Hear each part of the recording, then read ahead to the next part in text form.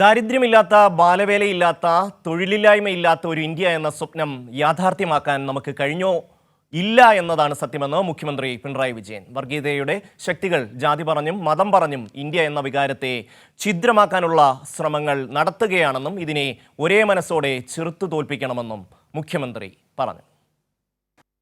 ദാരിദ്ര്യമില്ലാത്ത, പട്ടിണി മരണമില്ലാത്ത, ബാലവേലയില്ലാത്ത, നിരക്ഷരരില്ലാത്ത, ജാതി വിവേചനമില്ലാത്ത, മതവിദ്വേഷമില്ലാത്ത, ജീവിതായോധനത്തിനുള്ള ഉപാധികൾ നിഷേധിക്കപ്പെടാത്ത, തൊഴിലില്ലായ്മയില്ലാത്ത ഒരു ഇന്ത്യ, ആ സ്വപ്നം യാഥാർത്ഥ്യമാക്കാൻ കഴിഞ്ഞിട്ടുണ്ടോ? ഇല്ല എന്നതാണ് സത്യം.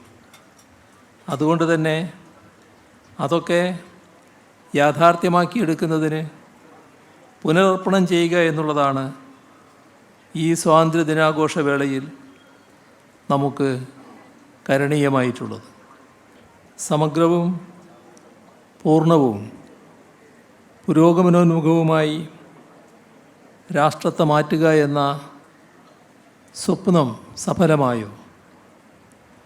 അങ്ങനെ കൂടി ചിന്തിക്കുമ്പോഴാണ് സ്വാതന്ത്ര്യത്തിൻ്റെ വരും പതിറ്റാണ്ടുകളെ എങ്ങനെ സമീപിക്കാമെന്ന ആലോചനകൾക്ക് തെളിച്ചം കിട്ടുന്നത്. വർഗീയതയുടെ ശക്തികൾ ജാതി പറഞ്ഞും മതം പറഞ്ഞും ഇന്ത്യ എന്ന വികാരത്തെ ഛിദ്രമാക്കാനുള്ള ശ്രമങ്ങൾ ശക്തിപ്പെടുത്തി വരുന്നു. ഇതിനെയെല്ലാം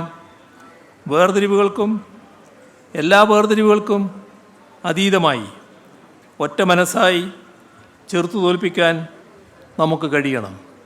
ഇതിനു വേണ്ട പ്രതിജ്ഞയെടുക്കേണ്ട സന്ദർഭം കൂടിയാണിത്.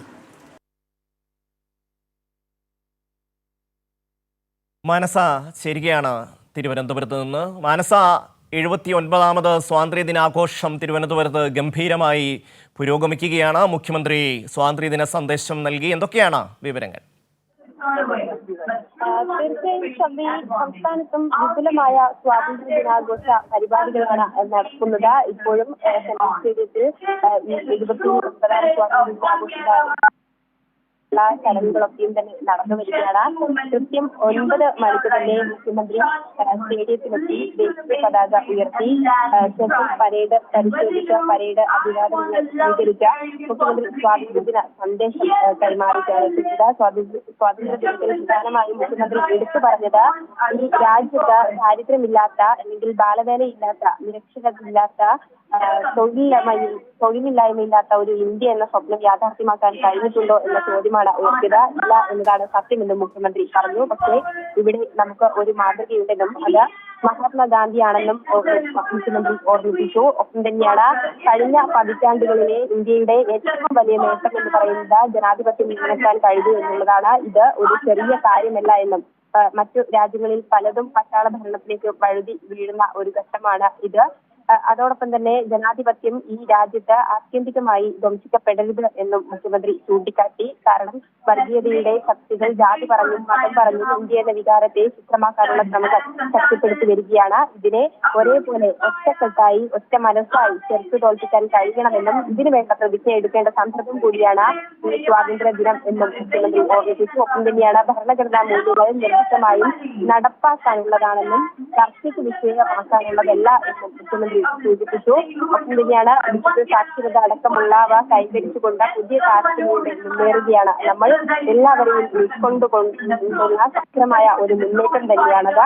ജാതിമത വേർതിരിവുകൾക്കെല്ലാം അതീതമായ മനുഷ്യ മനസ്സുകളുടെ ഒരുമയാണ് ഇന്ത്യ എന്ന വികാരത്തിന്റെ അടിത്തറയെന്നും മതനിരപേക്ഷത, ജനാധിപത്യം തുടങ്ങിയ ഭരണഘടനാ മൂല്യങ്ങളും പരിരക്ഷിച്ച് ശക്തിപ്പെടുത്തി മുന്നോട്ട് പോകാനാകണമെന്നും മുഖ്യമന്ത്രി ചൂണ്ടിക്കാട്ടി. ഏതായാലും ഇപ്പോഴും സെൻട്രൽ സ്റ്റേഡിയത്തിൽ ഈ സ്വാതന്ത്ര്യ ദിനാഘോഷ പരിപാടിയുമായുള്ള ചടങ്ങുകളൊക്കെയും തന്നെ നടന്നു വരികയാണ്. സന്ദേശത്തിന് ശേഷം മുഖ്യമന്ത്രി അതോടൊപ്പം തന്നെ പോലീസ് മെഡലുകളൊക്കെയും തന്നെ വിതരണം ചെയ്തു. ഇപ്പോൾ മുഖ്യമന്ത്രി സ്റ്റേഡിയത്തിൽ മടങ്ങിയിട്ടുണ്ട്. മറ്റു പരിപാടികളൊക്കെയും തന്നെ പുരോഗമിക്കുകയാണ്. തിരുവനന്തപുരത്ത് സ്വാതന്ത്ര്യ ദിനാഘോഷ പരിപാടികൾ പുരോഗമിക്കുന്നു. മാനസയാണ് വിവരങ്ങൾ നൽകിയത്.